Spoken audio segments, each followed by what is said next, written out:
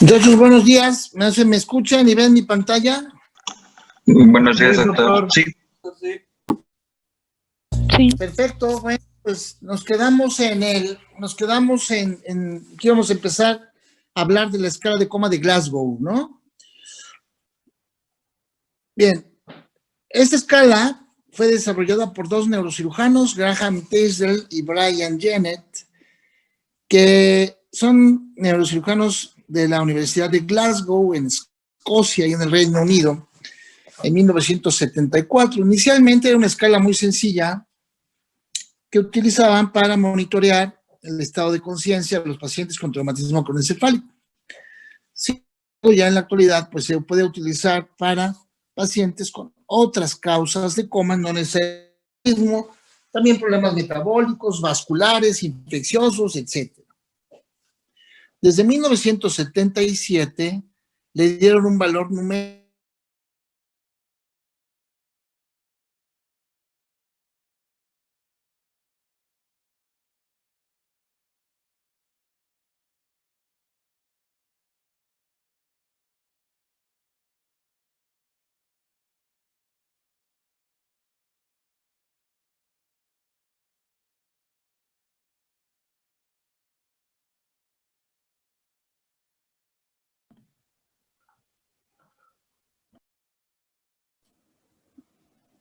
¿Doctor? ¿No escuchan al doctor? Pensé que era el único. No, no se escucha. No se No escucha. se escucha.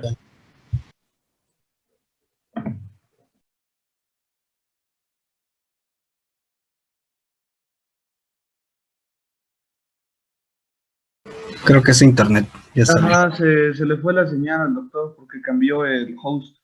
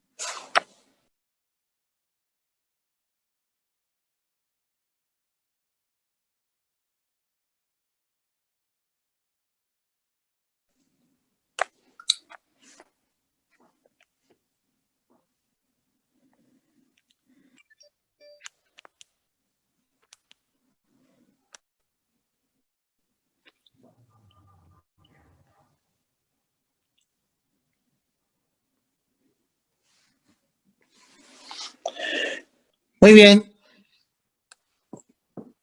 Ahora sí se ve y me escucha. Sí, doctor. Sí, doctor.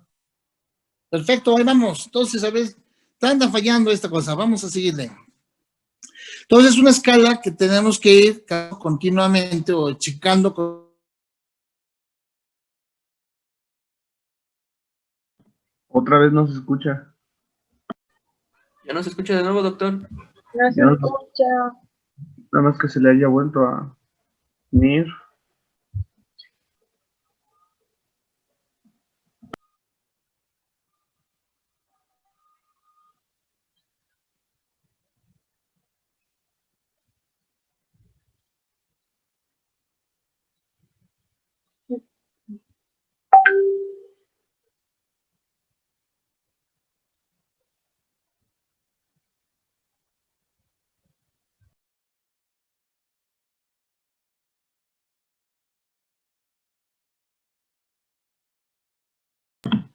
Se volvió a salir.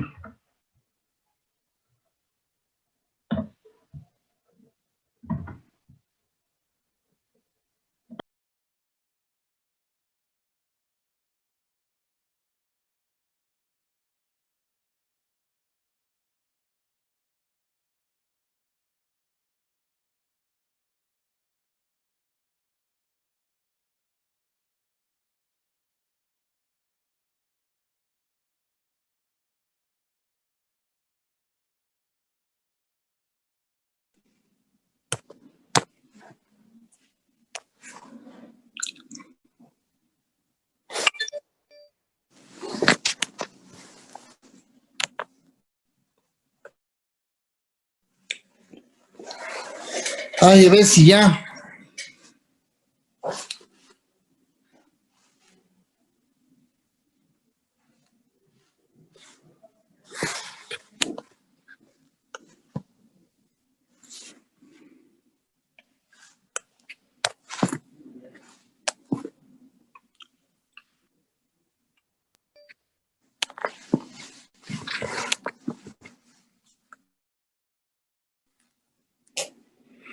A ver, muchachos, otra vez, díganme si ya ven mi pantalla. Sí, doctor, ya se vi, se escucha. Sí, doctor. Perfecto. Bueno, ahí está. Al final, entonces, la escala de Glasgow que vemos ahora, que es una escala ya numérica, se basa en 3 parámetros, 3 niveles, 3 parámetros de investigación. El primero de ellos se llama respuesta ocular. La respuesta ocular, entonces, es que si yo llego a ver al paciente y el paciente tiene abiertos los ojos espontáneamente, o sea, él los tiene abiertos por sí mismo, le voy a poner 4 de calificación, espontaneidad. Vamos a suponer que los tiene cerrados y yo le digo, señor paciente, abra sus ojos, y abre los ojos al estímulo verbal, es respuesta verbal 3 de calificación. Pero resulta que el paciente no abrió los ojos. Entonces le voy a aplicar una maniobra dolorosa. Ahora, ustedes háganlo ahorita con la yema de su pulgar, toquen, más bien apriétense donde nace la ceja, sobre el arco superciliar, a la altura del nacimiento de la ceja, apriétenlo ahí, apriétense y van a ver que duele. Eso se llama maniobra de Foix. Se escribe Foix, pero se llama Foix. La maniobra de Foix consiste en apretar con la yema del pulgar el arco superciliar en su inicio, donde inicia la ceja. Eso produce mucho dolor y el paciente abrirá los ojos con dolor, le pondré 2 de calificación. Si ni siquiera con eso abre los ojos, le pongo 1 y guardo este valor. Entonces, ya está, mi respuesta ocular tiene tanto, guardo el valor. Paso al segundo parámetro, que es la movilidad o respuesta motora. La respuesta motora, entonces llego, señor paciente, enséñeme 2 dientes, perdón, 2 dedos. Y entonces el paciente me enseña 2 dedos. O sea, se movió y me obedeció. Es una respuesta motora que equivale a 6 de calificación, que es la puntuación más alta de esta respuesta.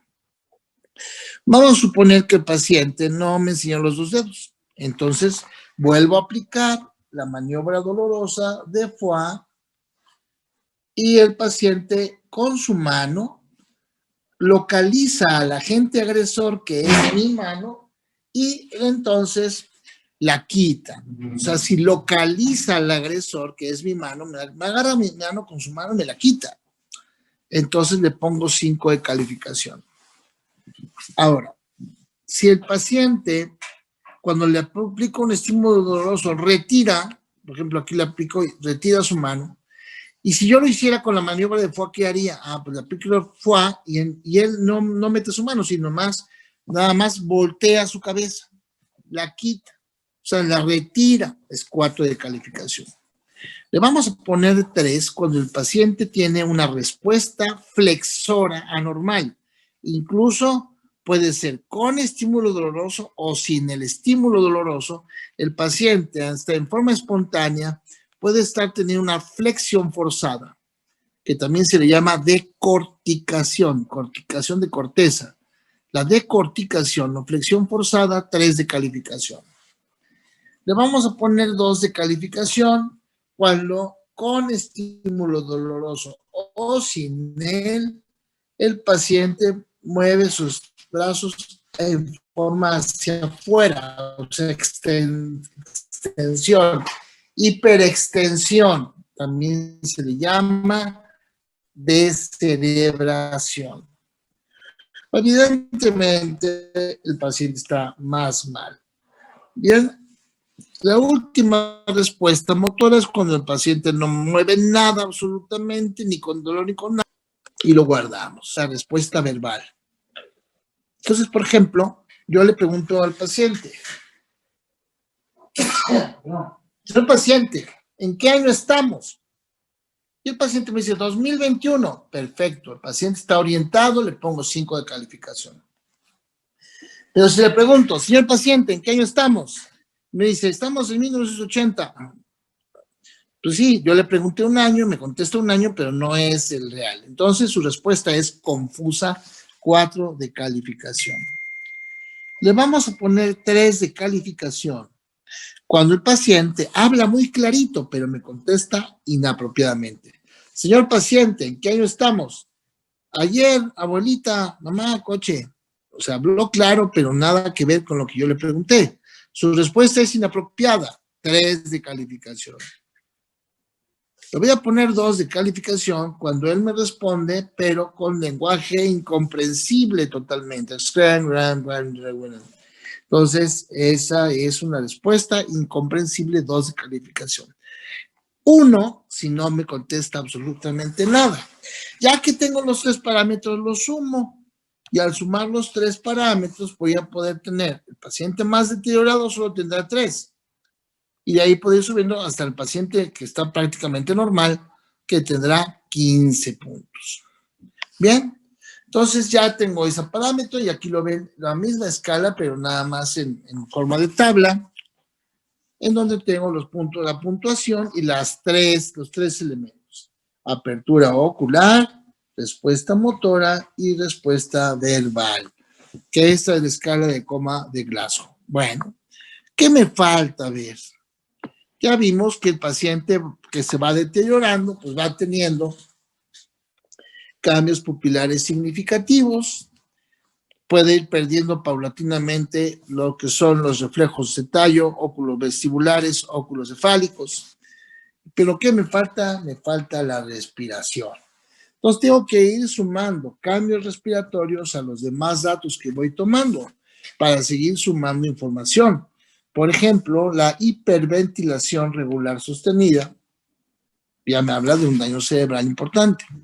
O pacientes que hacen la típica respiración del Cheyne-Stokes, en donde van subiendo su respiración, luego bajan un espacio, un periodito de apnea y otra vez poquito y va aumentando. A medida que va pasando el tiempo, la respiración se hace más irregular, eumneica, con algunos suspiros profundos y otros más suaves, se puede alternando con respiración de Cheyne-Stokes también. Al final ya es la eumneica con muy poca profundidad, ahora es una respiración muy superficial, lo que sin duda tiene que ver con el aumento del daño, tanto de ida como venida, hasta que se hace cada vez más irregular y voy teniendo cambios más significativos como la falta de respuesta de pupilas y la pérdida de los reflejos oculocefálicos y oculovestibulares. La respuesta motora. Primero, el paciente que no está en coma profundo me puede mostrar, por ejemplo, la presencia de Babinski o de rigidez, etcétera. Pero si va cayendo cada vez más mal, pues ya prácticamente no voy a tener información, sobre todo cuando tengo datos de descerebración, que es la hiperextensión con rigidez. El tratamiento del paciente con estado de coma, pues va a ser muy variable. No hay un cartabón de qué es exactamente, porque va a variar dependiendo la causa. Por ejemplo, dependiendo si es coma metabólico, si es traumático, si es vascular, si es infeccioso, porque de eso depende, de corregir la causa. El ABC, que es mantener la vía aérea permeable, vigilar la función respiratoria, cardiovascular, etcétera, así como la medición de líquidos para ver el grado de pérdida o ganancia de líquidos del paciente y la posibilidad de complicaciones a otro nivel, sobre todo en los traumatizados.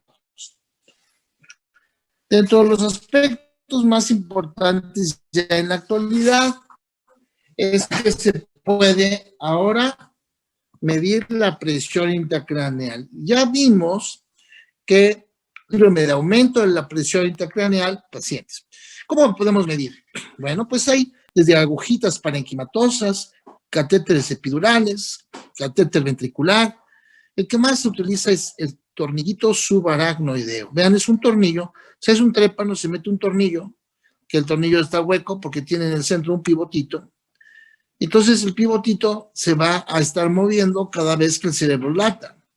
Porque si el cerebro late, entonces ocasiona un movimiento sobre el líquido cefalorraquídeo, que a su vez está estimulando el pivotito, y ese pivotito manda una señal a esta gráfica que en donde estamos teniendo aquí lo que sería el latido cerebral, porque sí, el aumento de la presión hará que el cerebro lata menos, y entonces lo que va a suceder es que esta se va a ir aplanando. Al irse aplanando, quiere decir que tengo más aumento de la presión. Y como ven, la pulsación o el latido cerebral tiene mucho que ver con el corazón por la frecuencia cardíaca y la frecuencia del latido y del bombeo de la sangre hacia el interior del cerebro. Bien, algunas veces tenemos que hacer procedimientos como la ventriculostomía para poder bajar la presión, situaciones que le pueden salvar la vida al paciente.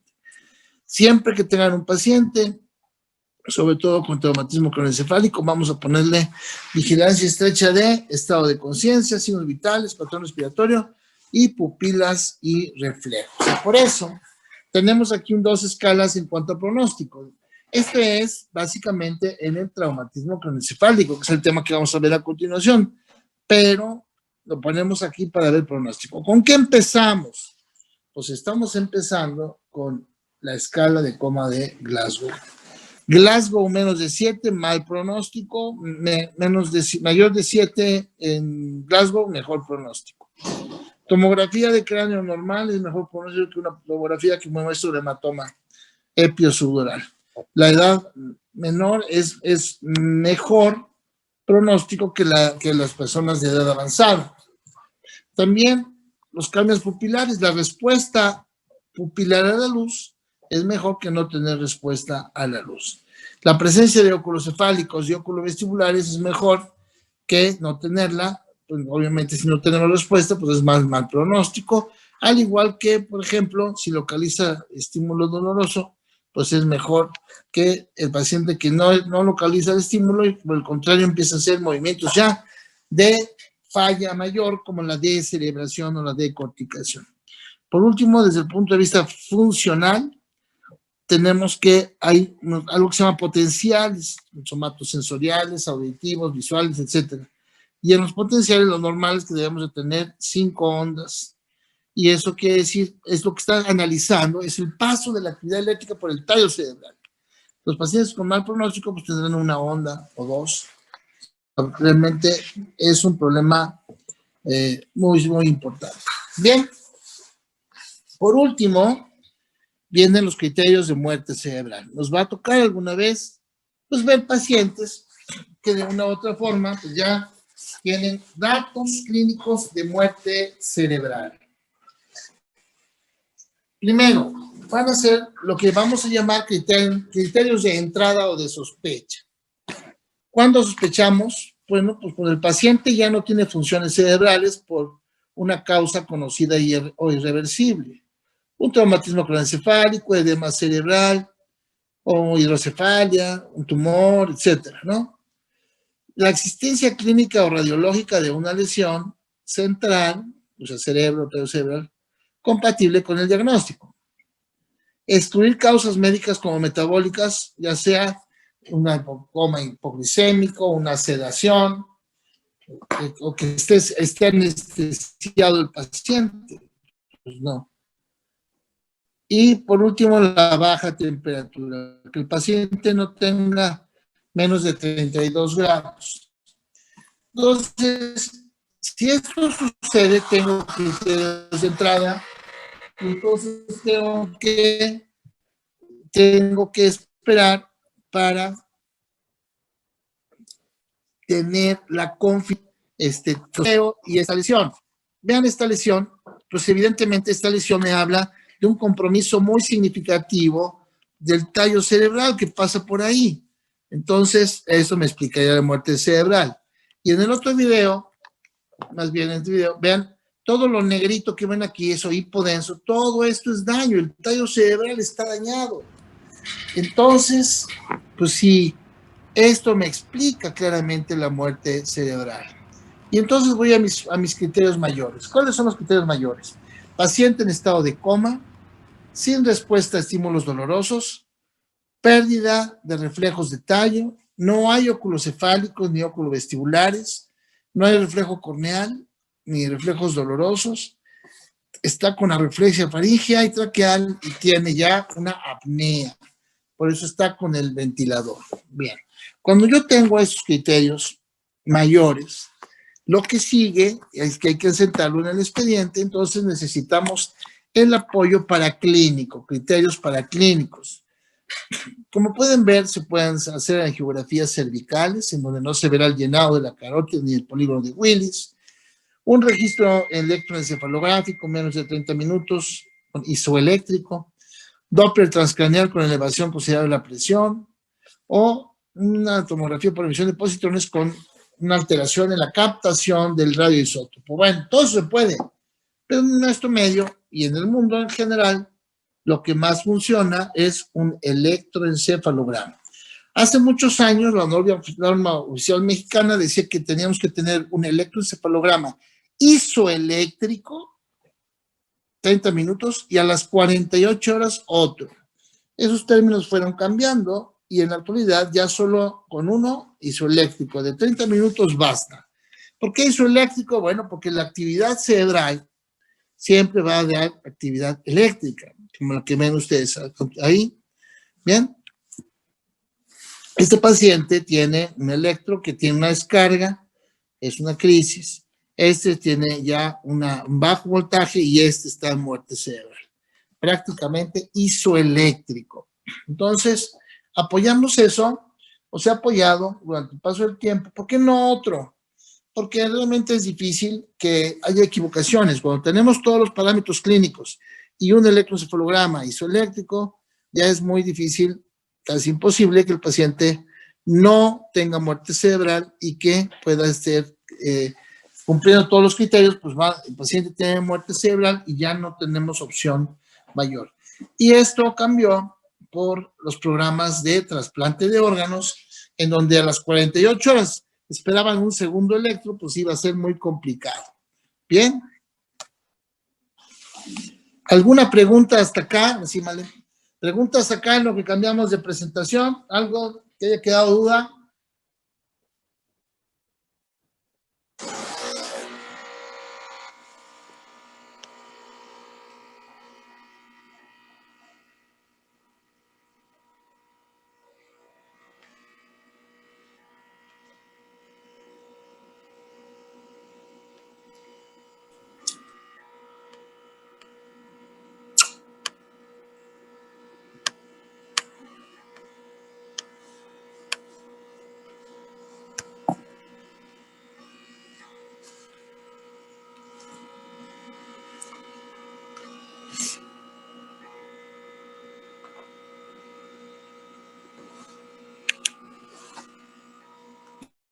¿Falta mucho, Male?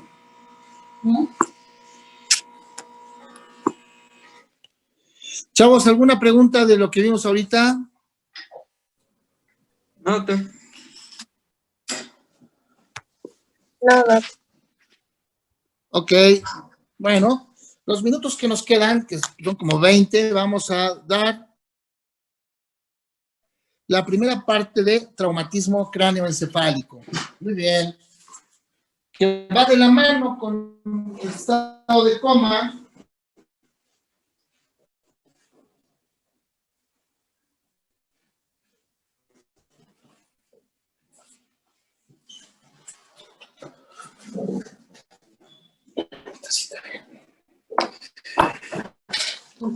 Entonces, va de la mano, es complementario, y después de esto vamos a estudiar métodos de imagen.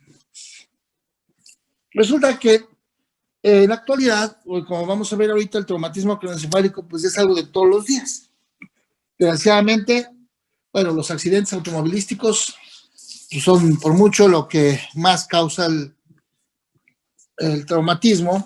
Sin embargo, también ha aumentado de forma muy significativa la violencia interpersonal. Por eso, y desde hace algunos años empiezo aquí a hacer énfasis en lo mismo. ¿Por qué somos tan violentos en general? Los seres humanos podemos ser más violentos. El entorno que tenemos nos hace también ser más violentos. A lo mejor ustedes no, a lo mejor no es así de novelas, o en sus casos tampoco, pero hay mucha gente que su máximo de la vida es ver Victoria o ver alguna de las novelas, porque se refleja un poco lo ideal, en el mundo ideal, o sea, y que puede ser que se considere que eso sería la vida real, pero la vida real no es así. Una vez, hace algunos años, fui a dar una conferencia a Perú, y dos chicas del laboratorio de allá de Perú se acercaron. Oiga, doctor, ¿usted viene de México? Sí, ¿verdad? Sí. Oiga, es que fíjese que mis compañeras y yo nos vamos a ir a México de vacaciones. Ah, qué bueno. Pero queremos que nos diga, porque no sabemos, ¿dónde están todos los muchachos guapos de las novelas? ¿Están en Guadalajara o en Monterrey? No, pues quién sabe, no sabemos. Pero fíjese lo que influye, lo que puede influir en la gente este tipo de información. Este es un video que dura 42 minutos, en donde es un análisis de puras cachetadas.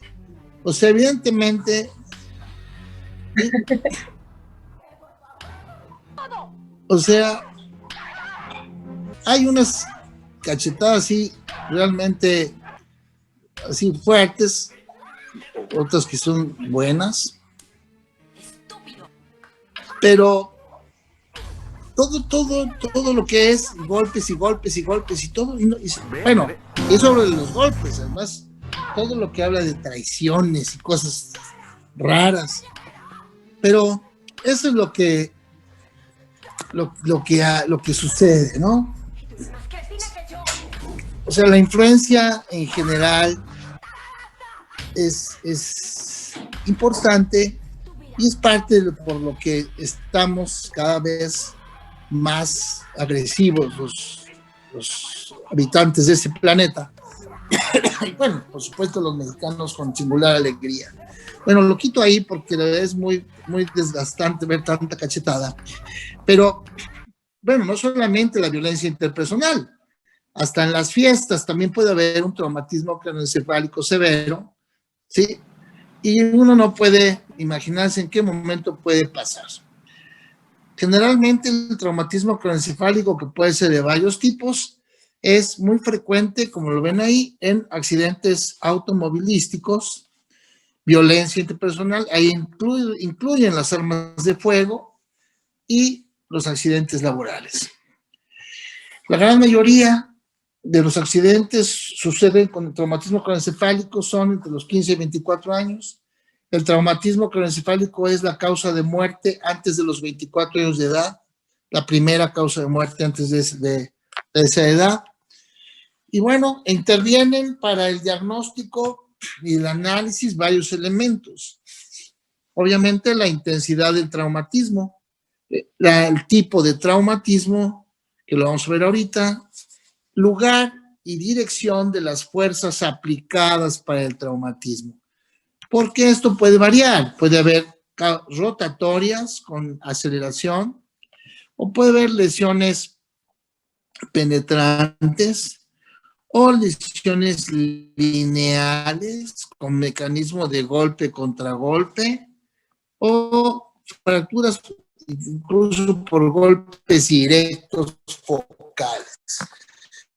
Bien, esto implica que, por ejemplo, el mecanismo de golpe contra golpe es algo que es por proyectil de arma de fuego, arma blanca, superficie aguda, el obtuso por aceleración, desaceleración y el otro por compresión. Este esquema que tienen abajo a su derecha me explica perfectamente el mecanismo aceleración-desaceleración y golpe contra golpe. Un traumatismo que llega de afuera, frontal, desplaza el cerebro en sentido contrario. Por lo tanto, puede golpear aquí y golpear aquí.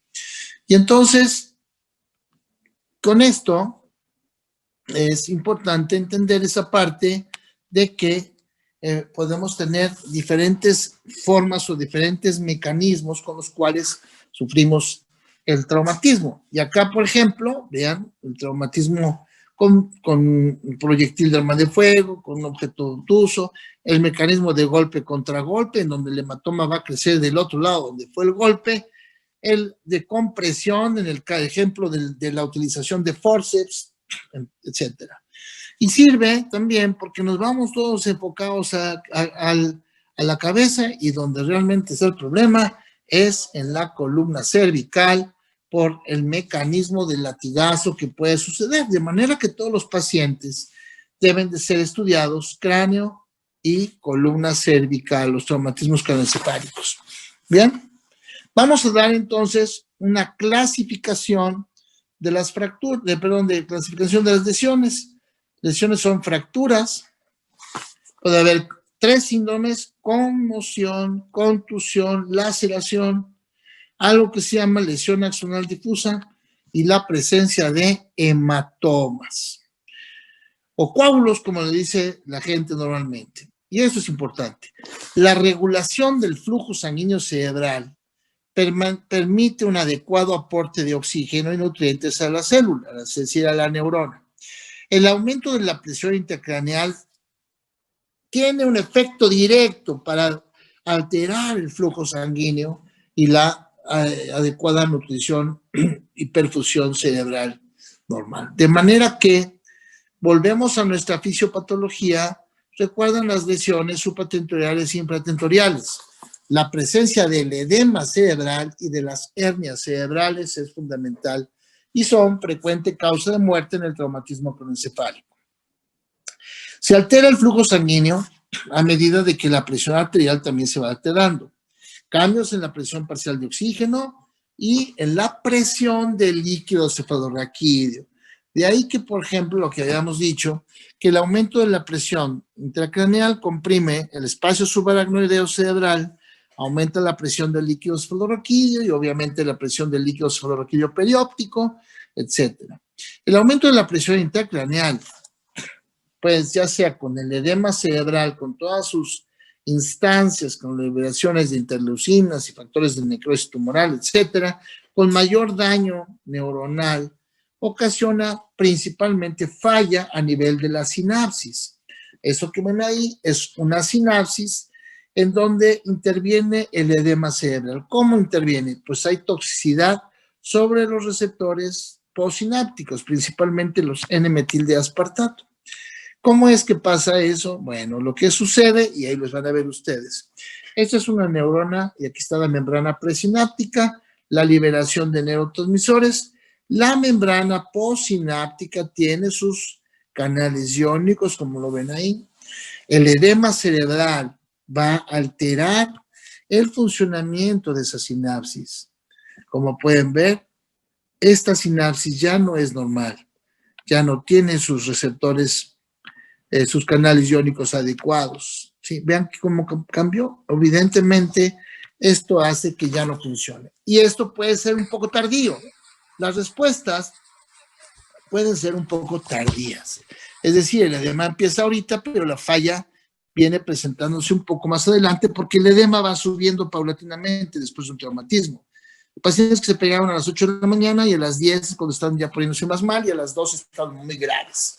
Recordamos nuestro edema vasogénico, citotóxico e intersticial. Y esto que vamos a ver más, hablar más de ello cuando platiquemos de evento vascular cerebral, pero que se llama cascada isquémica. La cascada isquémica empieza con el traumatismo que lesiona neuronas, mata a diferentes tipos de células, por lo tanto habrá falla en los iones dependientes de ATP, principalmente sodio y calcio.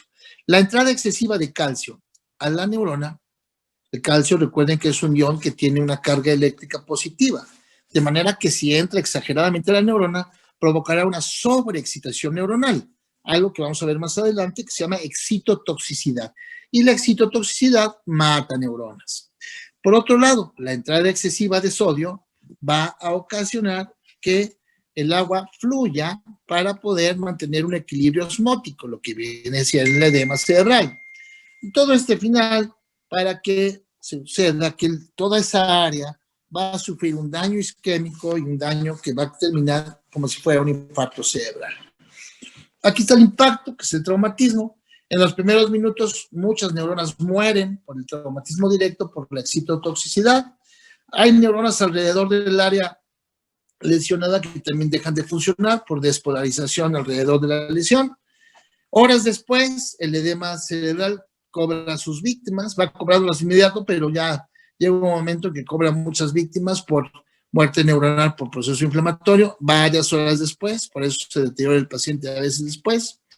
Y hay un grupo de neuronas, muchísimas, que por el traumatismo cambiaron su estilo de vida, por así decirlo, y entonces ya van a caer en algo que se llama apoptosis, van a seguir muriendo con el paso del tiempo por esta muerte celular programada que es precisamente la apoptosis. Las lesiones van entonces de afuera hacia adentro, cutáneas, subcutáneas, óseas, de la dura madre, udorales, subdurales, subaracnoideas, córticos, subcorticales y de la sustancia blanca. Y bien, vamos a ver para el día de mañana traumatismo, fracturas y el resto de la plática de traumatismo cronocefálico. ¿Alguna pregunta hasta acá?